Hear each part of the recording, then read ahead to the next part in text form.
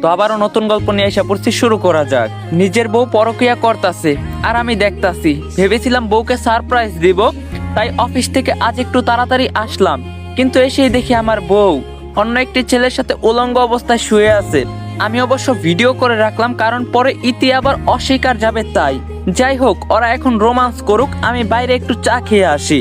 আবারও প্রায় 1 ঘন্টা পর বাসায় আসলাম। এসে দেখি বউ আমার সব ঠিকঠাক করে রেখেছে, কিছু বুঝতে দিলাম না। তখন ইতি বলল, আমার জানটা আজ এত তাড়াতাড়ি আসলো অফিস থেকে, কারণটা কি?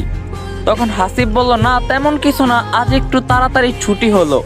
তখন ইতি বলল, তোমাকে বলছি না যখন অফিস থেকে আসবে আমাকে ফোন দিয়ে আসবে, আমি তোমার জন্য একটু নাস্তা তৈরি করব।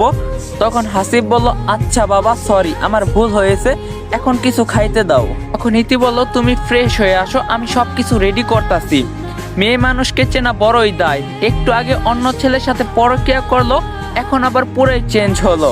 ইতি বলল, কি হলো, কি ভাবছো? তোমাকে বললাম না ফ্রেশ হতে। তখন হাসিব বলল, ঠিক আছে, যাইতাছি। এই বলে হাসিব ফ্রেশ হতে যায়, কিন্তু ওয়াশরুমে গিয়ে দেখে একটি টি শার্ট পরে আছে, কিন্তু এটা তো আমার না। তখন হাসিব বলল, ইতি, এই এখানে আসো তো।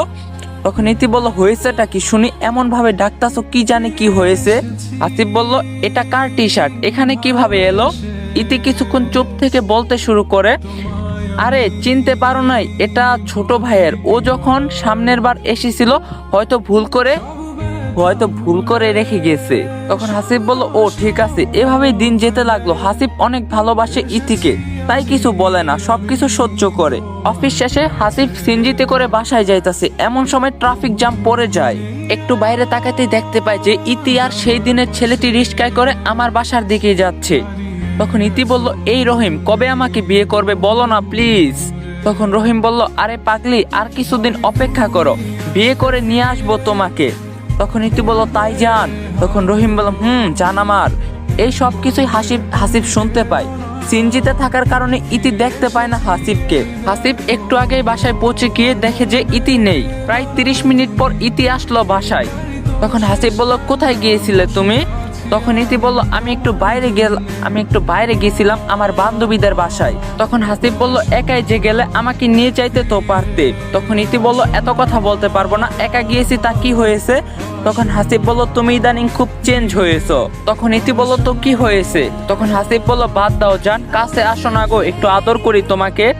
এই বলেই ইতিকে কাছে এনে যখন ঠোঁটে ঠোঁট লাগাতে যাবে, তখন ইতি বলে উঠলো, এই ছাড়ো তো, আমাকে সব সময় এসব ভালো লাগে না আমার, বুঝছো?